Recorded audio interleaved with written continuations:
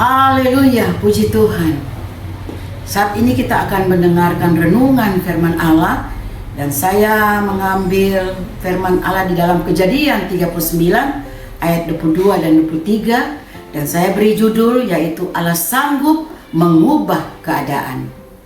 Kita tahu bersama mengenai kisah Yusuf, di mana istri Potifar memfitnah Yusuf sehingga Yusuf dimasukkan ke dalam penjara. Sekalipun Yusuf ada di dalam penjara, Yusuf tetap beribadah dengan setia kepada Tuhan, dan Yusuf tidak pernah menyalahkan Tuhan. Firman Tuhan katakan, kepala penjara mempercayakan semua tahanan di dalam penjara kepada Yusuf di dalam ayat 22, dan semua pekerjaan di penjara menjadi tanggung jawab Yusuf. Saudara yang kekasih di dalam Tuhan Yesus, Tuhan menyertai Yusuf sehingga apa yang dikerjakan oleh Yusuf dibuat Tuhan berhasil. Dalam keadaan yang paling sulit sekalipun, Tuhan sanggup mengubah keadaan. Pemazmur berkata di dalam Mazmur 30 ayat 12, Aku yang meratap telah kau ubah menjadi orang yang menari-nari. Di dalam Mazmur 84 ayat 6 dikatakan, berbahagialah manusia yang kekuatannya di dalam Engkau. Ayat 7 dikatakan, apabila melintasi lembah Baka, mereka membuatnya menjadi tempat yang bermata air. Artinya berbahagialah orang yang mengandalkan Tuhan, orang yang mengutamakan Tuhan dari segala-galanya. Apabila mereka ada di dalam lembah tangisan, lembah ratapan, mereka membuatnya menjadi tempat yang penuh dengan sukacita. Bahkan firman Tuhan katakan bahwa hujan pada awal musim menyelubunginya dengan berkat.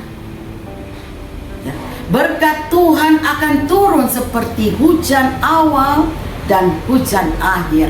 Artinya berkat itu dua kali ganda.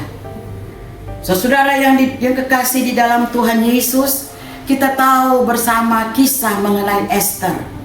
Setelah Haman berhasil mempengaruhi Raja Ahasveros, sehingga Raja mengeluarkan surat yang isinya bahwa semua orang Yahudi akan dibunuh, akan dimusnahkan, dan akan dibinasakan. Esther 3 ayat yang ke-13. Surat itu dimeteraikan dengan cincin meterai raja. Perlu kita tahu bahwa zaman dulu di kerajaan Media Persia berlaku ketentuan bahwa apabila sebuah peraturan yang telah dimeteraikan dengan cincin meterai raja, tidak ada seorang pun yang dapat mencabutnya kembali.